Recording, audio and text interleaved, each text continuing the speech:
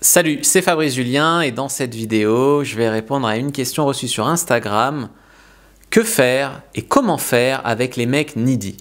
Il y en a beaucoup, je pense, que certains sont des mecs bien, mais le côté scotch est étouffant. Comment savoir si on doit continuer à les voir ou pas? Telle est la question. Bonne semaine à toi en Suisse. Bonjour à toutes, c'est Fabrice Julien, coach et auteur, expert en séduction depuis 2010, notamment auteur du livre « Le trouver, le rencontrer, le garder, séduire votre homme idéal en appréciant la quête ». Donc dans cette vidéo, je vais répondre à cette question.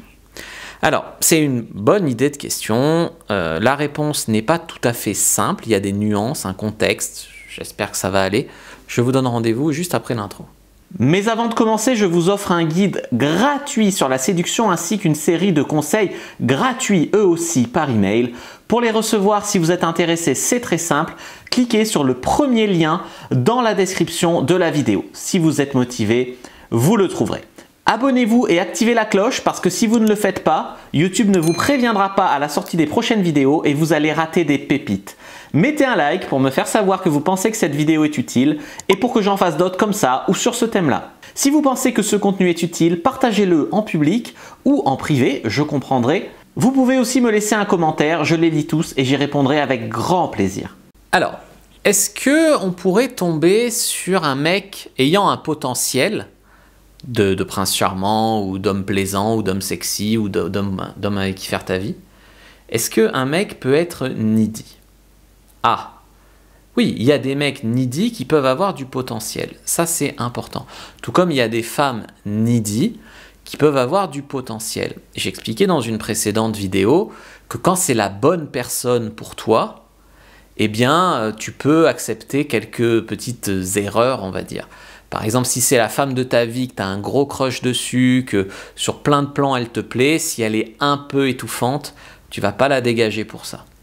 Donc une partie de la réponse, c'est que si le côté scotch te dérange, c'est peut-être un mec bien, mais en tout cas, c'est pas un mec pour toi. Ça, c'est la première chose. La deuxième chose, c'est à partir de quel moment tu trouves qu'il y a un côté scotch. Dans le sens où il y a des femmes qui sont elles-mêmes pas prêtes à l'engagement en fait, ou pas prêtes à avoir des mecs bien, qui ont des croyances limitantes, par exemple, mec bien égale ennuyeux, ou histoire sans pervers narcissique égale histoire sans drame égale histoire sans intérêt. Il y a des gens qui ont, par leur histoire personnelle, besoin d'une thérapie, c'est clair, et qui ont besoin de nouvelles croyances sur l'amour, les hommes, le couple, et qui sont coincés là-dedans, et qui donc, dès qu'un homme va s'intéresser à elle, un mec bien, ah, il va être trop scotch. Par contre, dès qu'un connard sera dans leur vie et traitera comme une merde, ça va être l'homme idéal. Et après, elles diront pourquoi ça marche pas. Donc, si tu es une personne saine, équilibrée, les pieds sur terre, et tout le monde pense être ça, mais enfin bon, c'est quand même moi qui décide, c'est moi le coach. Ok, c'est que le mec est vraiment étouffant. Et si le fait qu'il soit un peu étouffant te dérange, c'est que c'est pas le bon pour toi.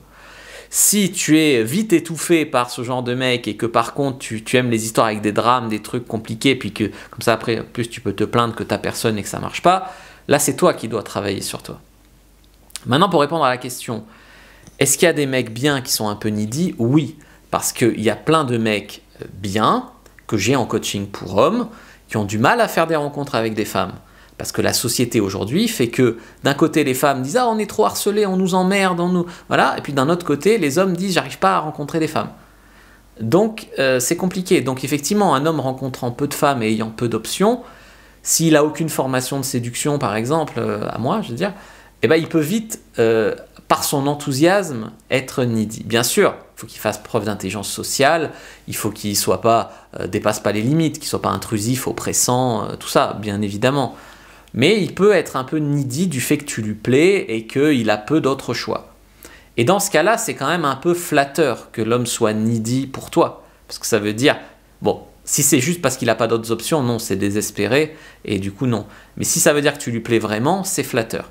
Donc tu as deux formes de needy en fait. Tu as le needy par intérêt pour toi spécial, quand c'est l'homme de ta vie qui est fou de toi parce qu'il sent que c'est toi et qui devient un peu needy mais qui ne l'est pas d'habitude et qui l'est pour toi. Ça c'est plutôt positif. Quand le mec est needy parce qu'il n'a pas d'option, parce que c'est un désespéré, parce que c'est un faible qui est toujours en besoin de validation, ou parce qu'il est complètement détruit par une ex toxique et que du coup maintenant il devient il a plus de caractère, plus rien, il devient needy, là c'est un mauvais côté needy. Maintenant moi j'ai une question à te poser. Est-ce que si c'était, je sais pas, Brad Pitt, Johnny Depp, Yann Sommerhalder, Zac Efron, Chuck Bass, j'en sais rien, si c'était lui, si c'était, allez, Zac Efron, si c'était Zac Efron qui était needy avec toi, est-ce que ça te dérangerait? Ça, c'est quand même une question à se poser. Mais pour moi, le fait que ça te dérange, c'est aussi gênant pour toutes ces femmes qui disent « Je rencontre un mec, mais il me donne jamais de nouvelles et je lui cours après. » Toi, tu me sors quelque part que tu es emmerdé parce que les hommes, ils sont trop à fond sur toi. Donc, est-ce que c'est vrai? Dans ce cas-là, c'est cool pour toi quand même, il faut quand même le dire. Est-ce que c'est pas vrai? Et dans ce cas-là, c'est juste pour te faire mousser par ego sur Internet, c'est possible aussi. On va partir du principe que c'est vrai. Donc tu me dis, je sais que certaines femmes aiment ça, mais moi ça m'étouffe. Je pense pas que beaucoup de femmes aiment les mecs needy parce que en fait il y a des mecs needy, elles disent ouais c'est des mecs bien mais j'en veux pas. Donc parce que le mec est pas seulement un mec bien, il est un mec bien mais il est aussi beaucoup trop désespéré. Donc non, le côté needy, on va pas dire que si, il y a les femmes qui sont des vides affectifs, on les appelle les LSE, les low self-esteem, c'est qui ont peu d'estime d'elles-mêmes et qui ont besoin de ça. Mais tu vois, c'est difficile de se positionner. Toi, tu dis ça m'étouffe. Donc soit ils sont étouffants et ça t'étouffe, soit un rien t'étouffe et dans ce cas-là, c'est toi qui as un problème. Mais tu peux avoir un problème dans l'autre sens. Si tu ne peux avoir que des mecs needy, c'est également toi qui as un problème d'estime de toi, de vie, d'intérieur, etc. En fait, femme équilibrée, homme équilibré, tu comprends? Donc ça c'est important. Donc est-ce que leur dire qu'il faudrait qu'ils soient moins scotch, mais bien sûr de façon délicate, pourrait être une option? Alors leur dire d'être moins scotch, non, ça va les braquer. Le faire d'une manière délicate, ouais, mais quel intérêt? Quel est l'intérêt? Puisque ces mecs te gonflent. En fait, t'as pas envie d'être avec eux. Tu as envie d'être avec une version modifiée d'eux.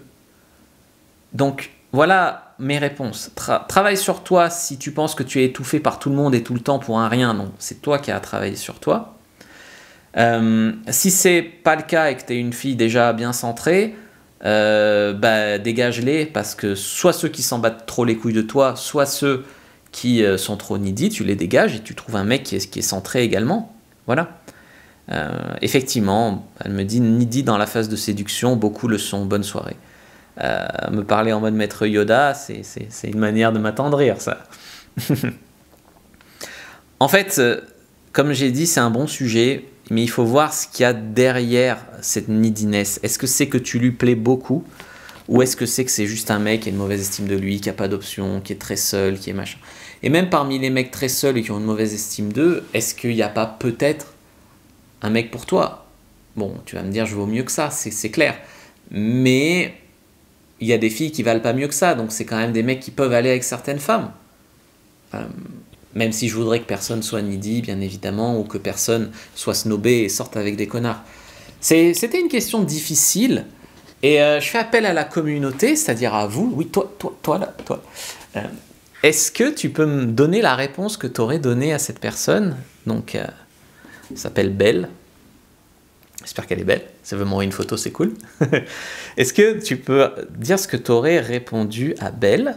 Donc comme ça, la communauté a le droit de parler. Puis si Belle a envie de mettre un commentaire pour me dire ce qu'elle a pensé de ma réponse, c'est avec grand plaisir. Je vous dis à bientôt et que le Dieu de la séduction soit avec vous. N'hésitez pas à lire mon livre. Ciao, ciao!